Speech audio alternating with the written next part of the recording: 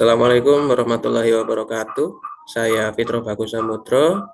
Pada pertemuan kali ini, saya akan menyampaikan tanggapan dan jawaban pada diskusi sesi 9 mata kuliah studi komparatif pendidikan dasar di berbagai negara. Pada diskusi sesi 9 ada 3 topik pembahasan dan pertanyaan. Yang pertama adalah analisis tentang masalah pendidikan di negara maju. Berikut persamaan dan perbedaan yang dirasakan pada satuan pendidikan, khususnya tempat saya bekerja, yaitu di SD Negeri 3 Sumberkerto.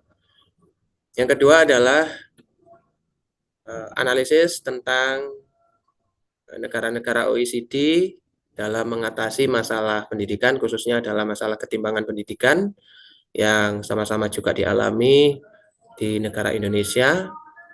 Kemudian yang ketiga adalah analisis tentang sistem pendidikan di negara Jepang. Yang pertama, analisis tentang masalah pendidikan di negara maju, bahwa ketimpangan pendidikan menjadi isu yang sangat krusial dan sama-sama menjadi tantangan yang dirasakan.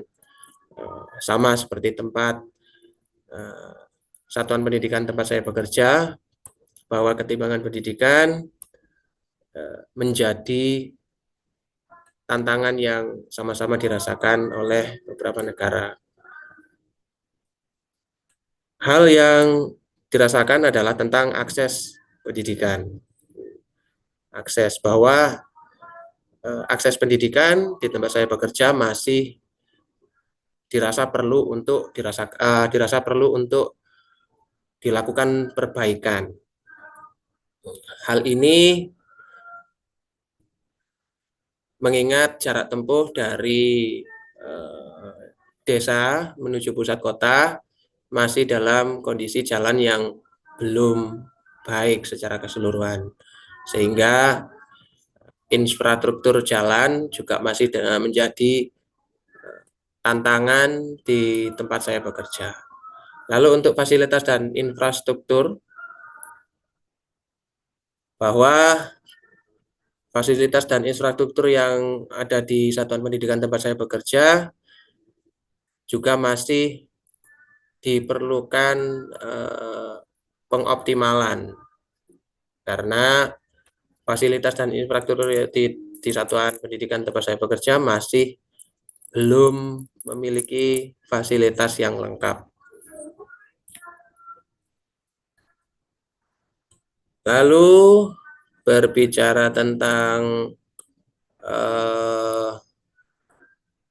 kesenjangan berdasarkan status ekonomi, dan ini juga berkaitan dengan masalah ekonomi wali murid, ya, bahwa beberapa keluarga masih memprioritaskan pendidikan tersebut di nomor 2. Walaupun itu tidak semuanya, namun ada beberapa prioritas yang seperti hal tersebut. Tentu hal tersebut juga didasarkan pada berbagai faktor, seperti kondisi ekonomi ataupun kondisi sosial masyarakat yang ada di satuan pendidikan tempat saya bekerja. Berbicara tentang perbedaan, bahwa negara OECD tentu memiliki perbedaan yang sangat signifikan jika dibandingkan dengan negara Indonesia. Yang pertama adalah tentang implementasi kurikulum dan pembelajaran, bahwa di negara OECD tentu akan memberikan fleksibilitas pendidikan yang lebih terbuka, di mana hal tersebut dengan prioritas utama untuk peningkatan kualitas dan mutu pendidikan di negara tersebut. Lalu di negara OECD tentu akan memperhatikan kualitas dan profesionalisme guru secara serius.